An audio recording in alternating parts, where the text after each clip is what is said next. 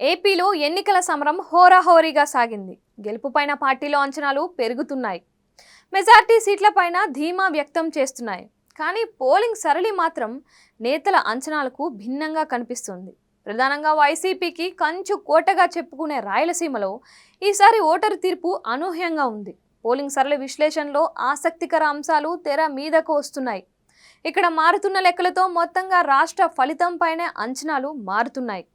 రాయలసీమలోని 4 జిల్లాల్లో ఓటరు తీర్పు పైన విశ్లేషణ మొదలైంది. 2019 ఎన్నికల్లో వైసీపీ ఇక్కడ 2 జిల్లాల్లో క్లీన్ స్వీప్ చేసి పాడేసింది. కడప, కర్నూలులో టీడీపీకి ఒక్క సీటు కూడా దక్కలేదు. అదేవిధంగా చిత్తూరులో చంద్రబాబు, అనంతపురం జిల్లాలో 2 సీట్లను మాత్రమే టీడీపీ గెలిచింది. మొత్తం 52 స్థానాల్లో 49 సీట్లను వైసీపీ గెలుచుకుంది. ఈసారి కూడా ఇదే పట్టు కొనసాగించాలని వైసీపీ తొలి నుంచి వ్యూహాలను అమలు చేస్తోంది. చంద్రబాబు పోటీ చేసిన కుప్పం, బాలయ్య హ్యాట్రిక్ కోసం ప్రయత్నిస్తున్న హిందూపురం పైన ప్రత్యేకంగా ఫోకస్ చేసింది.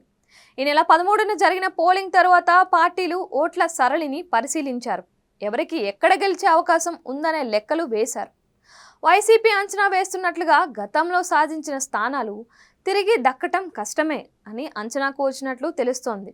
అదే సమయంలో టీడీపీ నేతలు ప్రచారం చేస్తున్నట్లుగా కూటమికి ఎక్కువ సీట్లు వచ్చే ఛాన్స్ లేదనేది మరో వాదన. దీంతో జిల్లాల వారీగా విశ్లేషణలు చేస్తున్నారు. 2 జిల్లాల్లో అధికార వైసీపీ పూర్తి ఆధిపత్యం సాధిస్తుంది అనే ధీమా ఆ పార్టీ నేతల్లో వ్యక్తం అవుతోంది. టీడీపీకి తొలి నుంచి మంచి పట్టు ఉన్న జిల్లాల్లో మాత్రం గట్టి పోటీ ఉందని, సగం సీట్లు గెలిచే ఛాన్స్ ఉందనే విశ్లేషణలు మొదలయ్యాయి. అదే సమయంలో మరో కీలక జిల్లా పైన ఇప్పుడు ఆసక్తికర లెక్కలు బయటకు వస్తున్నాయి. 2 ముఖ్యమంత్రులను అందించిన ఆ జిల్లాలో ఈసారి అనూహ్య ఫలితాలు ఖాయంగా కనిపిస్తున్నాయి.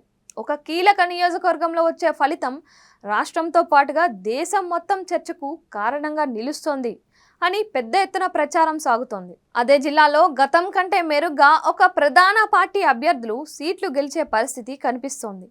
52 స్థానాల్లో 40 స్థానాలు గెలుస్తామని వైసీపీ నేతలు ధీమా వ్యక్తం చేస్తున్నారు. టీడీపీ కూటమి సైతం ఈసారి సీమలో తమ సీట్లు భారీగా పెరుగుతున్నాయి అని చెబుతున్నారు. కానీ ఇక్కడ సాధించే మెజార్టీ సీట్లు తమకు అధికారంలో కీలకం కాబోతున్నాయని, ఫలితాల రోజున ఇది స్పష్టం అవుతుంది అని వైసీపీ నేతలు విశ్వసిస్తున్నారు. దీంతో సీమ జిల్లాల్లో ఎవరికి ఎన్ని సీట్లు వస్తాయి అనేది ఉత్కంఠను పెంచుతోంది.